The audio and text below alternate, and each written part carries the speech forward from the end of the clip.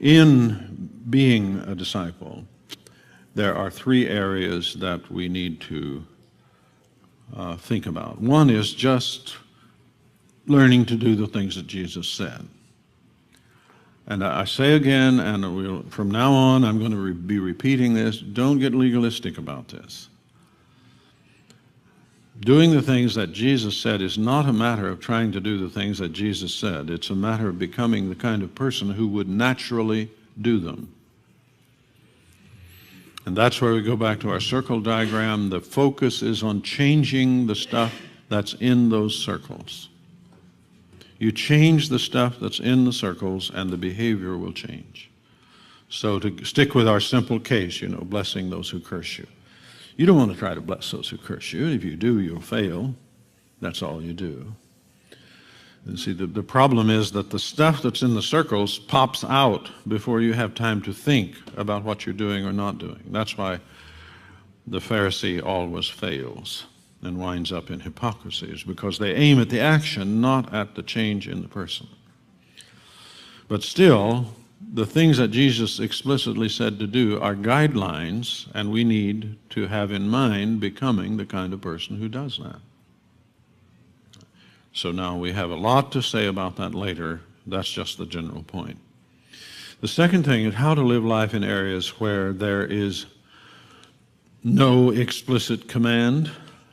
No explicit command. How do you live? Most of the stuff that we do, Jesus didn't say anything about it. There's nothing about it in the Bible. He didn't say anything about automobiles, for example. What kind you drive, how you drive it, and that sort of thing. But still, there is a way he would do that. And so now this is a combination of learning how to do the things he explicitly talked about, but also how to do stuff that we have to have guidance with, and we have to be spoken to about, that are particular, and not in general terms, they're particular. And here we have to learn to hear the voice of Christ, to listen for it, to learn to follow, and this might involve everything. This is where our investment bankers and lawyers and others, everyone, needs to be able to listen and learn how to do the particular kind of work they do with Jesus at their side, and to hear his promptings and his directions so that life as a whole is lived in the kingdom and not just the explicitly religious kinds of things or the moral commandments only. This includes areas of prudence as well as morality. What is the wise thing to do? Colossians 3:16, I quoted it to you the other night, let the word of Christ dwell in you richly in all wisdom, speaking and admonishing one another in psalms and hymns and spiritual songs, singing with grace in your heart unto the Lord. See, that's a whole life kind of. The wisdom of Christ is what we need here.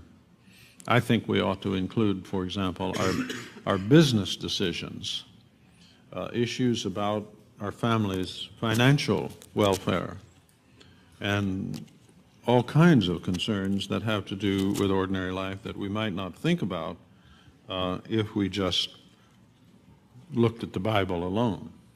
So we have to take care. And then the final category here is how to act with power in the kingdom.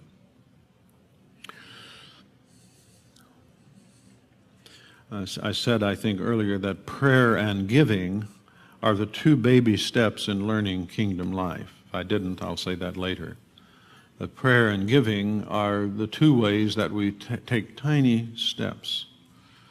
We're learning how to act with the power of God in the kingdom. The letter from Bill Craig is an illustration of this.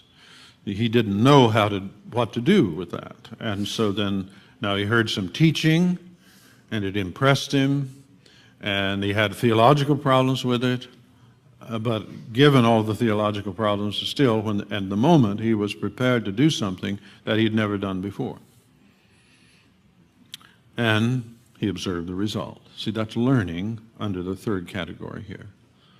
Now, go back to our earlier statement that we ought always be undertaking to do things that we can't do. Right? That's built into our nature, because we're meant to live in the kingdom of God under the direction of God.